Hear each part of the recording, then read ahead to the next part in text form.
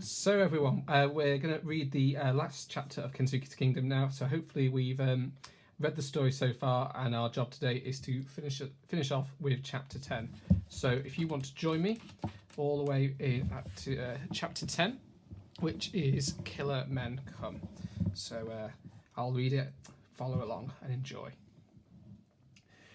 Shortly after this, the rains came and forced us to shelter for days on end inside the cave. The tracks became torrents, the forest became a swamp. I longed for the howl of the gibbons instead of the roar of the rain on the trees outside. It did not rain in fits and starts as it did at home, but constantly, incessantly. I worried over our beacon. That was becoming more saturated now with every passing day.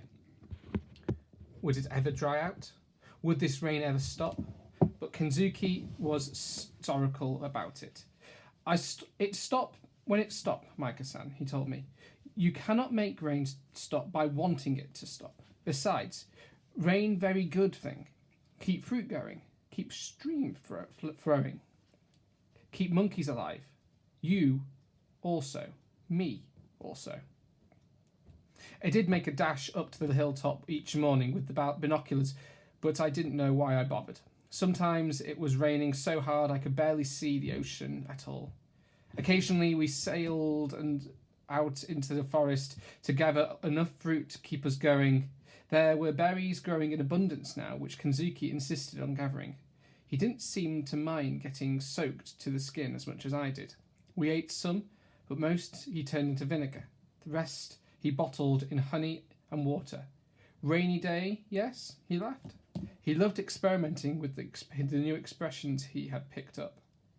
We ate a lot of smoked fish. He always seemed to have enough in reserve. It's made me thirsty, but I never tried it. I remember the rainy season, more for the painting we did than for anything else. We painted together for hours on end, until the octopus ink ran out. These days Kensuke was painting more from his memory, his house in Nagasaki, and several portraits of Kimi and Micaiah, standing together, always under the cherry tree. The faces, I noticed, he always left very indistinct. He once explained this to me. He was more and more fluent now in his English. I remember who you are, he said. I remember where they are. I can hear them in my head, but I cannot see them. I spent days perfecting my first attempt at an orangutan. It was Tamuchi. She would often crouch soulful and dripping at the cave mouth, almost as if she was poised for me. So I took full advantage. Kensuke was ecstatic in his delight at my painting, and lavish in his praise.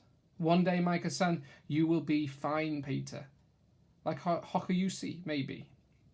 That was the first shell painting of mine he kept and stored away in his chest. I felt so proud. After that, he insisted on keeping many of my shell paintings. He would often take them out of the chest and study them carefully, show me where I might improve, but always generously.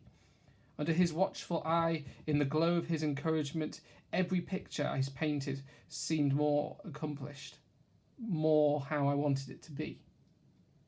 Then one morning, the gibbons were howling again, and the rains had stopped.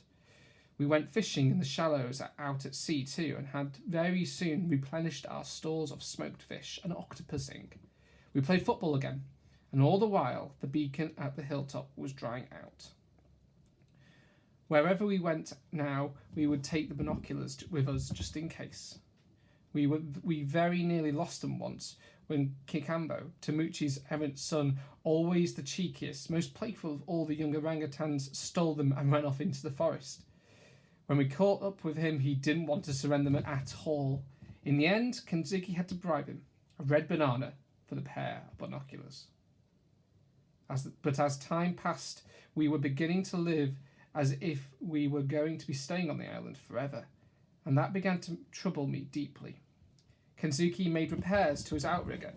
He made more vinegar. He collected herbs and dried them in the sun, and he seemed less and less interested in looking for a ship. He seemed to have forgotten all about it. He sensed my restlessness. He was working on the boat one day, and, ever hopeful, I was scanning the sea through the binoculars. "It is easier when you are old like me, Micah-san," he said. "What is?" I asked. "Waiting," he said. "One day a ship will come, Micah-san. Maybe soon, maybe not so soon, but it will come. Life must not be spent always hoping, always waiting. Life is for living." I knew he was right, of course, but only when I was lost and absorbed in my painting was I truly able to obliterate all thoughts of rescue, all thoughts of my mother and father. I woke one morning and Stella was barking outside the cave house. I got up and went out after her. At first, she was nowhere to be seen. When I did find her, she was high up on the hill, half growling, half barking. Her heckles were up. I soon saw why. A small junk far out to sea. I scrambled down the hill and met Kensuke coming out of the cave house, buckling his belt. "There's a boat," I cried. "The fire! Let's light the fire!" "First I look," said Kensuke, and despite all my protestations, he went back into the cave house for his binoculars. I raced up the hill again. The junk was close enough to shore.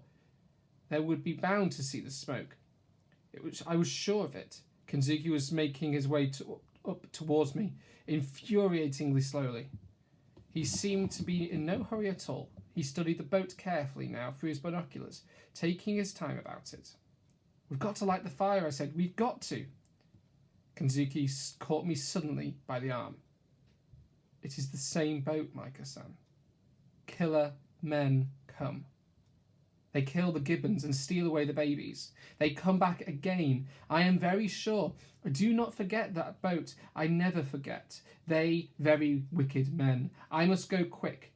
We must find all orangutans. We must bring them into the cave. There be safe. They be safe there." It did not take him long to gather them all in. As we walked into the forest, Kensuke simply began to sing. They materialized out of nowhere, in twos, in threes, until we had 15 of them. 4 were still missing. We went deeper and deeper into the forest to find them, Kensuke singing all the while. Then 3 more came crashing through the trees, Tomuchi amongst them. The only one was still missing, Kikambo. Standing there in a clearing in the forest, surrounded by the orangutans, Kensuke sang for Kikambo again and again, but he did not come.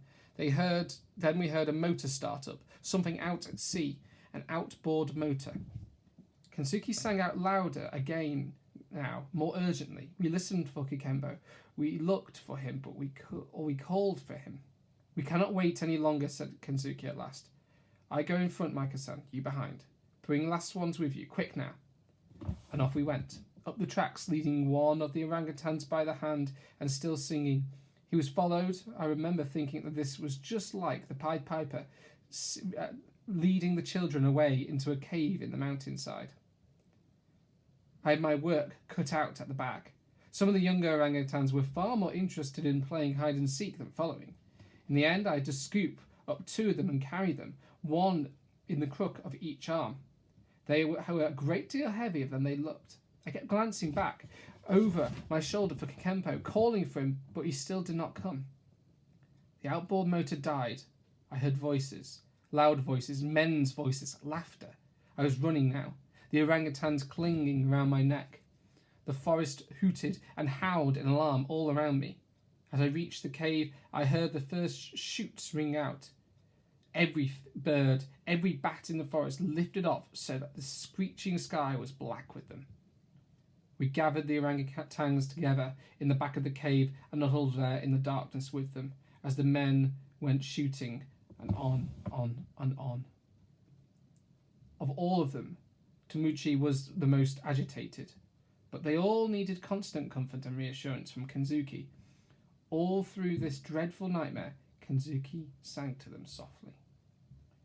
The hunters were nearer, ever nearer, shooting and shooting, shouting and shouting. I closed my eyes. I prayed. The orangutans whispered aloud as if they were singing along with Kensuke.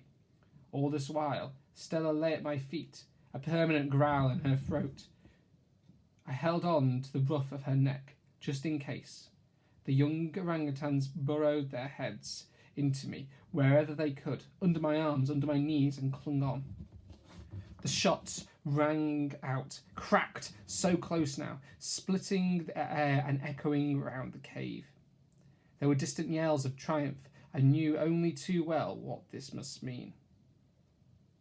After that, the hunt moved away. We could hear no more voices, just the occasional shot, and then nothing. The forest had fallen silent. We stayed where we were for hours. I wanted to venture out to see if they had gone, but Kensuke would not let me. He sang all the time. The orangutans stayed huddled around us until we heard the sound of the outboard motor starting up. Even then, Kensuke still made me wait a while longer. When at last we did emerge, the junk was already well out to sea.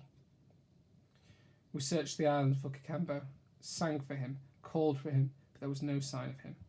Kensuke was in deep despair. He was inconsolable. He went off on his own, and I let him go. I came across him shortly after, kneeling over the bodies of 2 gibbons, both mothers. There was no crying, but there had been. His eyes were filled with hurt and bewilderment. He dug away a hole in the soft earth on the edge of the forest and buried them.